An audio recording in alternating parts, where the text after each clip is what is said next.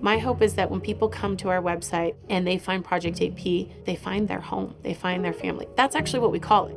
We call all of our AP kids AP heroes, and we call our community family because that's what we are. We're an extended family of these really incredible kids who are, they've changed our world.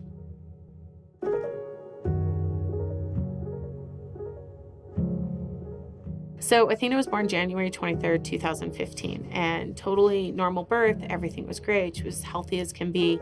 But once we started progressing, she wasn't meeting her milestones. And at the beginning, we're like, well, kids are different. They just don't meet the milestones. Like, not all kids are the same. But at about a year, when most children are learning to walk, she couldn't hold her head up. She couldn't sit. We would put her in a sitting position. She would just fall over. And we spoke to the doctor, and they said, well, let's just wait a little bit. And at about 18 months is when the doctor said, okay, I think we need to have you seen. And so she set us up with a geneticist, and we got a microarray done and found out that she had inversion, deletion, duplication of the 8th chromosome. It's a mouthful. It's a very rare disorder. When she was diagnosed, there was 53 worldwide. It was so rare that there was only a single publication that had ever been put out. And so when we received the diagnosis, it was hard. It was a knife through the heart hard. I got a piece of paper that said she may never walk, she may never talk. Most children don't have the mental capacity past the age of 3, and we don't know anything about lifespan. And that was it. And I remember every time I'd meet with a therapist, they said, what are your goals? And I said, I want her to walk and I want her to talk. And they said, you need to revise your goals. And I'd meet with another specialist, and they said, what are your goals? And I said, I want her to walk and I want her to talk. And they said, you need to pick more realistic goals. And we just didn't. I just said no. And we just went to work because that's what you do. You don't have any choices. Talk to any parent with a special needs kid and you just go, okay, we start. This is someone who's never late to a meeting, always has everything ready to go, is incredibly professional. And then I find out that she and her husband are raising 2 small children, running a business, employing people in our community, and at the same time taking care of a special needs child. And she's raising money for the National Foundation to bring awareness to this syndrome. We started working on our marketing, redesigning our website. I designed a line of jewelry that I sell, and all the money that we raise from this jewelry goes to Project AP. And in 2019, we had our first conference. At that point, there were 65 known cases, and all 65 families came from around the world. We have big initiatives. It's education, family support. So we reach out to new families. We welcome them in, give them information, and there is a massive research study going on. And so our goal is to really work with parents to enter the research study, register their children, give blood donations, whatever it is, so that we can actually find an answer someday. We wanted to put that focus back on our patients. And we wanted to talk about their healing journeys. And those healing journeys aren't just about the individual, it's about the community as a whole. And so we thought, we are a 20-year-old company. Over 20 years we've been in this community. What can we do to support this? And what we can do is we can take our established platform that we're calling Healing Journeys, and we can highlight all of those wonderful good things that are going on in our community. And they really are doing some incredible things.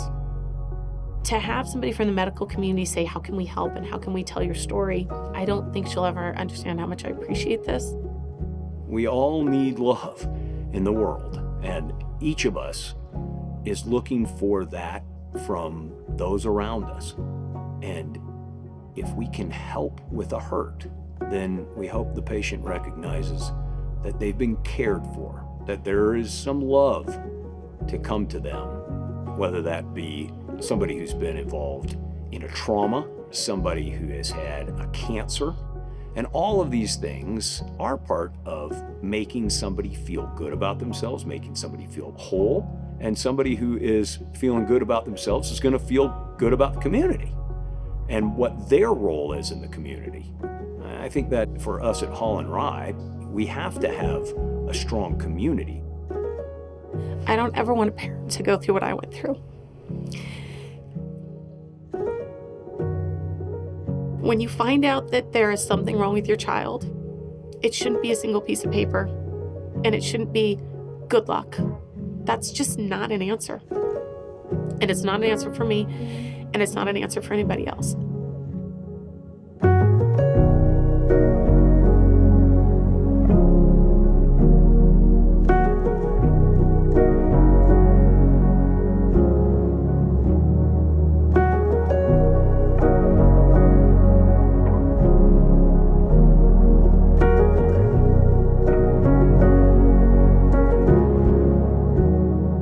My goal in life is that every single person who gets this diagnosis moving forward, instead of a piece of paper, they get a welcome to the family.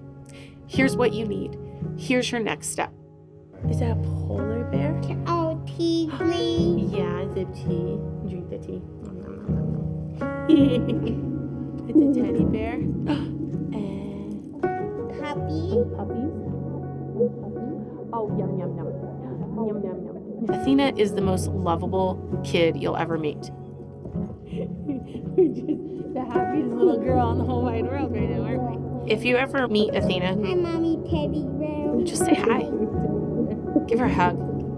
Ask questions. Because the more you know, the more you understand. this is a fun game. Treat her like a normal kid. You ready? Ready? Ready? A lot of the stuff that they told us they weren't sure would ever happen, she's already achieved those goals. So now we set new goals, and we're just going to keep moving forward.